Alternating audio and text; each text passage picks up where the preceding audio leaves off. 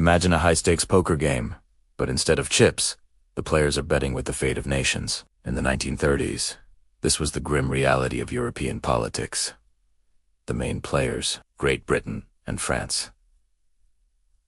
Their opponent, Adolf Hitler, and his relentlessly expanding Germany. This is the story of how their desperate gamble to avoid another world war through diplomacy didn't just fail, it backfired spectacularly, paving the way for the deadliest conflict in human history. The story begins in the long shadow of the Great War.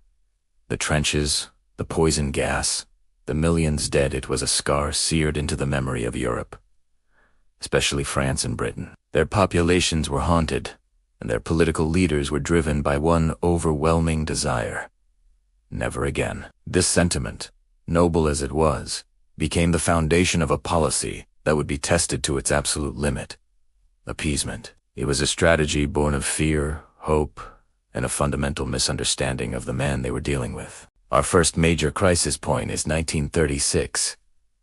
Hitler, feeling bold, orders his troops to march into the Rhineland, a demilitarized zone established by the Treaty of Versailles. This was a direct, brazen violation of the treaty. Think of it like someone building a military fort right on your shared, supposedly peaceful border. France, with the most powerful army in Europe at the time, could have crushed this move. They had the numbers, the tanks, the power. So why didn't they? The answer is complicated. The French government was politically fragile, and they looked to their ally, Britain, for support. But Britain was hesitant. Many in the British public and government felt that Germany was simply marching into its own backyard.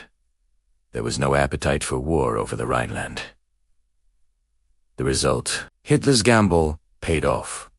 He saw that the Allies were paralyzed by their fear of conflict. He learned a crucial lesson: a cold puss, and they would likely back down. This moment was a huge boost to his prestige at home and a major blow to the credibility of the post-war order. The first domino had fallen. 2 years later, in March 1938, Hitler sets his sights on Austria.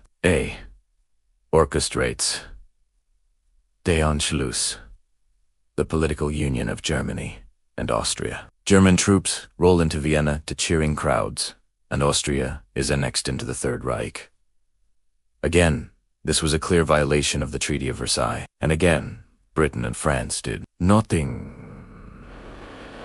They issued formal protests, of course, but there were no sanctions, no military mobilization. The British Prime Minister, Neville Chamberlain, believed that the Austrians wanted the Union and that it wasn't worth risking a war. The French were still looking to Britain to take the lead. For Hitler, this was another confirmation of his strategy. He was testing the waters and finding them surprisingly welcoming. He was redrawing the map of Europe, one country at a time, without firing a shot against a major power. But the real test, the moment that has come to define the entire policy of appeasement, was yet to come. Later that same year, in September 1938, Hitler's attention turned to Czechoslovakia. Specifically, he demanded the Sudetenland, a region of Czechoslovakia with a large ethnic German population. Now, this was different.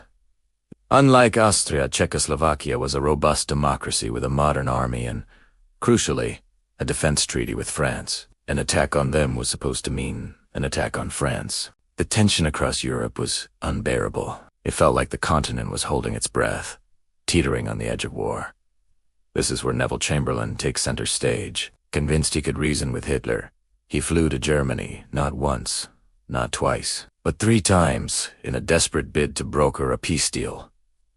These were dramatic, unprecedented meetings. The culmination was the infamous Munich Conference. There, Chamberlain, along with the French Prime Minister Édouard Daladier and Italy's Mussolini, met with Hitler.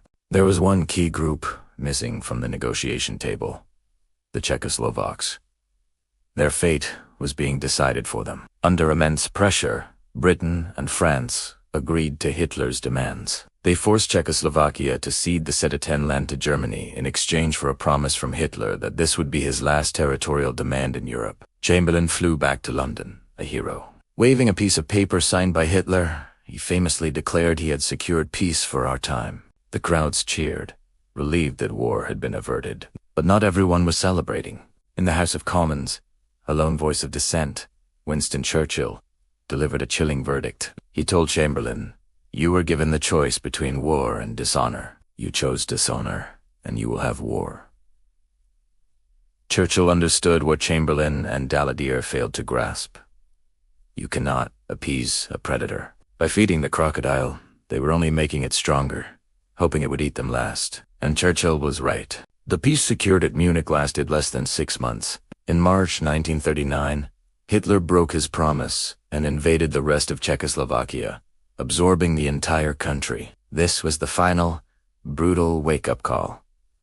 There could be no more illusions. Hitler was not a reasonable statesman interested in uniting German peoples. He was a conqueror with an insatiable appetite for expansion. The policy of appeasement was dead. Britain and France finally realized that diplomacy had failed and that war was inevitable. Scrambling to recover from their strategic blunder, they issued a guarantee to Poland, Hitler's next likely target. They pledged that if Poland was attacked, they would declare war on Germany. It was a line in the sand, drawn far too late. Hitler, now allied with the Soviet Union through the shocking Molotov-Ribbentrop Pact, didn't believe them. He had bluffed and won so many times before. Why should this time be any different? On September 1st, 1939, German tanks rolled into Poland. This time, there was no conference, no negotiation. Britain and France, their credibility shattered but their resolve finally hardened, delivered an ultimatum to Germany: withdraw or face war. Hitler ignored it. On September 3rd, Chamberlain, the man who had promised peace for our time, went on the radio and announced to a heartbroken nation that Britain was at war with Germany. France followed suit. Looking back, it's easy to condemn the leaders of the 1930s.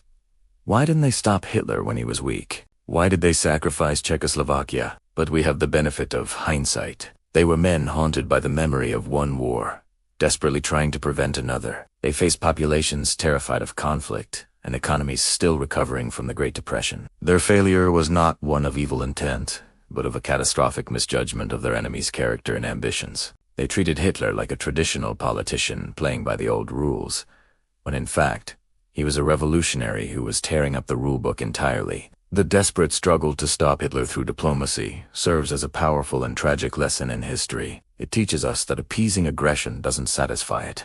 It only encourages it. It shows that peace, however desirable, cannot be maintained through wishful thinking or by sacrificing the freedom of others. The road to World War II was paved with good intentions that led directly to hell. The failure of diplomacy in the 1930s forced the world to learn, at an unimaginable cost, that some evils cannot be negotiated with, must be confronted. Thank you so much for watching. If you found this dive into history interesting, please hit that like button and subscribe for more stories about the critical moments that shaped our world. Let me know in the comments what you think could war have been avoided. See you in the next video.